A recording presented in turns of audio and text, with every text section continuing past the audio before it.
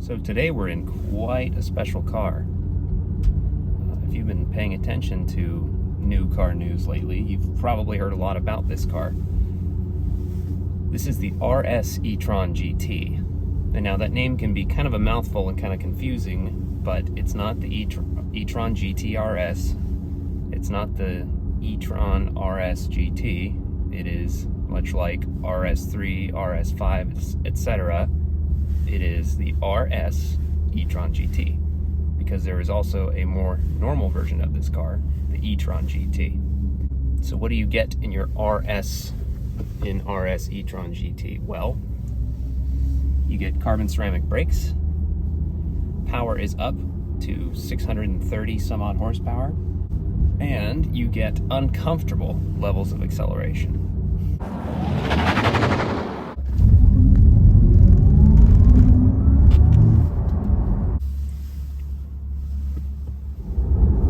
This car is really and truly the first EV I've driven that has given me hope that EVs can be fun and more than a one-trick pony, meaning more than a dragster, which is what I'll leave them nameless, but a lot of EVs have proven to be.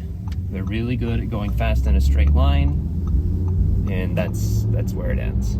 This is something completely different.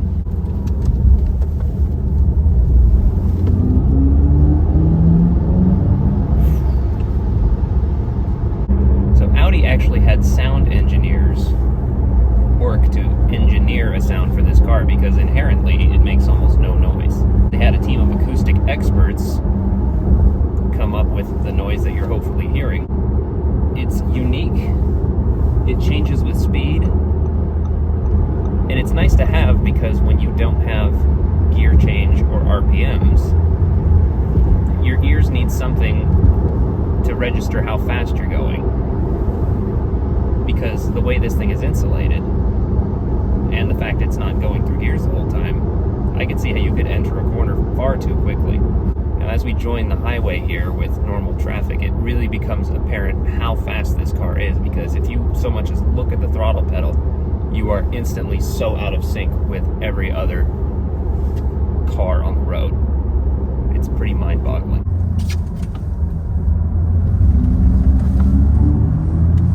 We now find ourselves in a traffic jam. I am going to try out the adaptive cruise control with traffic jam assist.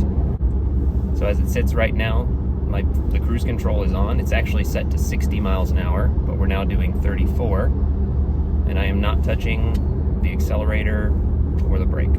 This kind of technology has been around for a while, and I should be used to it by now, but I'm still sort of baffled that cars can do this.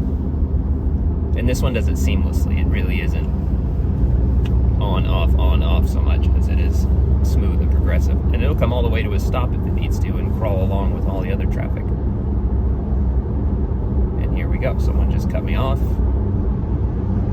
But it's fine. The car just gave it a little space. No drama. So let's talk about those two letters GT in the name.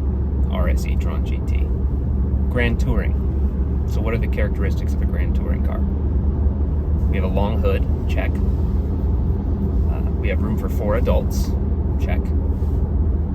And a GT car should be able to cover a great distance at a high rate of speed in great comfort. I think this totally checks all of those boxes. I have a seat with adjustable thigh support, adjustable bolsters on the thighs and back, and they even massage you as you drive along. The multimedia interface is extremely intuitive to use and very fast to respond. It also has wireless CarPlay, which, if you're like me, I already know how to use an iPhone, so I like to go off of CarPlay because I don't have another software system to learn how to use. The center of gravity in this car is extremely low, and you can totally feel it when you throw it into a corner. This car ranks right up there with some of the most glued down feeling cars I've ever driven. And even in the wet, the way it's able to move power around where it's needed in milliseconds, you just get the feeling you can kind of point the steering wheel where you want it, plant your foot, and the car will figure it out. And that's sort of true. It's amazing that Audi has been able muscle horsepower number and make it so user-friendly. Now, Audi claims this car will do 0 to 60 in 3.2 seconds. I happen to know from personal experience they are sandbagging a bit, because in independent testing, it's shown to be in the high 2s. But really, at that point, you're splitting hairs. Anything even remotely in the low 3s is, again, would become actually rather uncomfortable if you did it over and over. But these cars and their cousins, the Taycan, can do it over and over and over. And at no point do you feel like you're hurting the car. This car actually has a 2-speed gearbox on the rear axle, and that first gear is used for launches, and you do feel the shift. Now this one is a year 1 package car, which means it essentially has every option thrown at it. So you do have quite a high MSRP. I feel as a street car, the regular e-tron GT gets you 90% of the way to this car for about 80% of the price. And honestly, other than the wheels, the cars don't look all that different. Now, you do get a carbon fiber roof in the RS. I don't know that on the street you will notice the benefits of that, lowering the center of gravity. In the regular e-tron GT, you get a fixed glass roof that is tinted, and I tend to like that because with such a low slung roof line, it's nice to have a little light coming in from the top. For a car with no engine, even if you aren't a physicist, you can tell at speed how aerodynamic this car is because of the lack of wind noise. When you take the engine out of a car, you start to hear things you're not used to hearing in cars. Like tires, you can hear your brakes even. Wind becomes a much bigger factor, but in this it just kind of whooshes along like this silent ghost on the road. Styling wise, this car also has a great presence. This car looks great in a rear view mirror if it's coming up behind you. You'll notice if you look to your left and right when you pass people that you're looking at the back of a cell phone because you're being recorded. Now, I will warn you that people are going to want to talk to you a lot, so if you're an introvert, you may not want to park this somewhere near a bunch of people because you are going to become a person of interest. I will say the steering is among some of the best I've felt in an electric car. When car manufacturers first moved from power to electric steering, I was most of the time very displeased with it. But I think it's really starting to get better where I can actually feel differences in the road surface through the wheel and it doesn't feel artificial. And more than anything, I think it's something we're just going to have to start to learn to live with because that's the way things are going. And once infrastructure catches up a little bit, I really like the idea of having something like this to do the daily commute in, plugging it in at home, and while you're sleeping, your car is being filled up, and then having your occasional gas-burning track or canyon or mountain road toy. I think that's a fantastic two-car argument.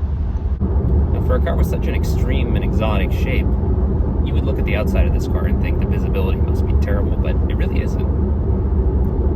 Maybe a little out of the rear view mirror, but it's actually pretty well framed. And it's always a nice feature in a car to look in the side view mirror and see the rear hips of the car. That has no practical application whatsoever. I just like it. I haven't quite put my finger on it yet, but there's something about being in an electric car in traffic that is less frustrating than being in a gas car in traffic. And I think it might be the lack of noise or vibration from your engine while you just sit there, not moving. It could also be the thought in the back of your head that while you're sitting still, you're using virtually no electricity. Whereas in a gas car, as you're sitting still, you're subconsciously knowing that combustion is happening and you're burning through fuel and not getting anywhere.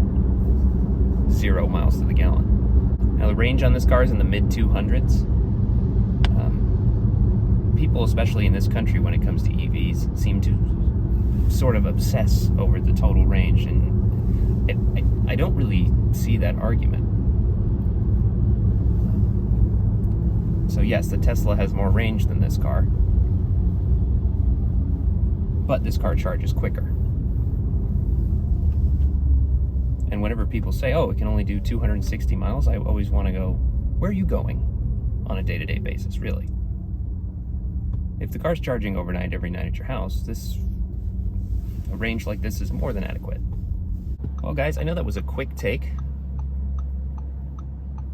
I just thought this car, being such a new release and so rare at the moment, I thought you guys might enjoy my quick little opinion on it. Thank you so much for watching, and I will see you next time. Bye.